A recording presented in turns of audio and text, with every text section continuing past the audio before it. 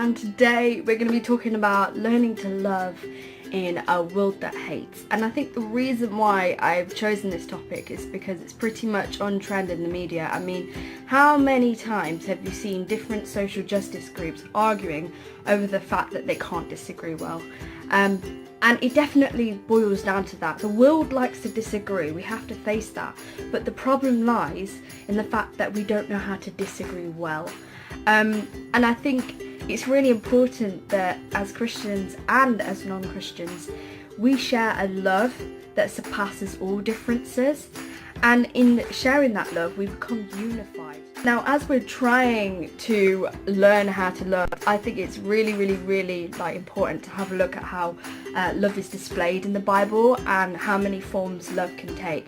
Now, there's a lot, but I'm not going to go through all of them. But examples may include agape, phileo, and eros, which is all about the bow chicka wow wow stuff, which I'm not going to talk about until a later date where I'm more mature and I won't start laughing.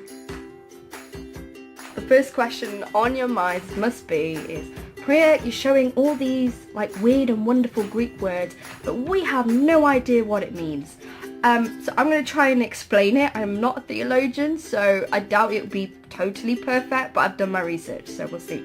And we're going to explain what agape love is. Now, agape love is a love used to describe the love from and of God. So God does not just exhibit love, he is love itself. And even though that's confusing, the Bible explains agape love and its characteristics as an action in Corinthians. So the verse is from 1 Corinthians chapter 13, 4-6, which says, "Love is patient, love is kind. It does not envy, it does not boast, it is not proud. It does not dishonor others, it is not self-seeking, it is not easily angered, and it keeps no record of wrongs." And I think there's something so beautiful about the way it describes love. It describes love as an action. And if you have a look at what these things are saying, like patience, kindness, grace, mercy, and love in general, those are the attributes and transferable attributes that God has given us, that he displayed to us by dying on the cross totally guilt-free so that we can live, and we should be transferring that same grace and mercy to other people that may upset us or disagree. I think the question really lies in, how do we show agape love to people that disagree with us and hurt us with what they're saying? Did you notice that bit that says, "Love keeps no record of wrongs"? So you know sometimes when you're like, oh yeah, but she did this, and I remember that time when she did that, and like she doesn't deserve to be forgiven, sort of thing. We all do it, even I've done it, and I'm not proud of that. But love keeps no record of wrongs. So when that person or that group of people may say something that is genuinely hurtful, you've got to try and forgive them. Don't write it down saying, oh, this group is guilty of saying this, that's heretical. This group is guilty of saying or hurting this individual leader that I aspire, type of thing.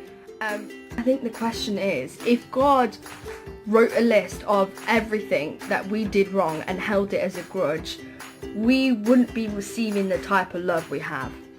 Now, who wants that? So why on earth do we not bestow the same love and forgiveness God has given us to other people? That goes against the very essence of God sharing his agape love as an action from him to us, so that we can spread it to other people in our world. And the more and more we segregate ourselves from people in general, even if what they've said has been hurtful, the more and more humanity becomes divided. And God doesn't want that, because a divided army is a weak army. And what are we supposed to be? An army for God. And at the end of the day, even let's say this person has said something that is not right, yeah? Let's just put it into perspective. You have to say to yourself, how do I react to that? How do I get my opinion across without offending them? And a couple of practical tips. It might be just saying, look, I respect your opinion, but from the way I see it, this is what I believe. I'm not saying that this is the way you should definitely believe, but if you want to ask more questions, I am happy to answer them, sort of thing. So you come across not as passive, because you're still getting across what you want to say and probably what God might want you to talk about, but you're not doing it in a way that rams it down their throats and makes them feel inferior.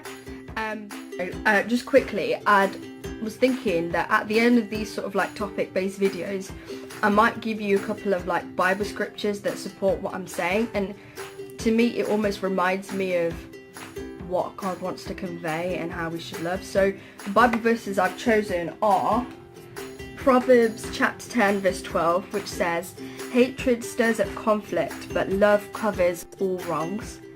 1 Peter chapter 4 verse 8, which says, "Above all, love each other deeply, because love covers a multitude of sins." Can you see how those two parallel? It's really clever. I'm not going to talk about that now because that's going to take too long. And the third one is from John chapter 15 verse 12, which says, "My command is this, love each other as I have loved you."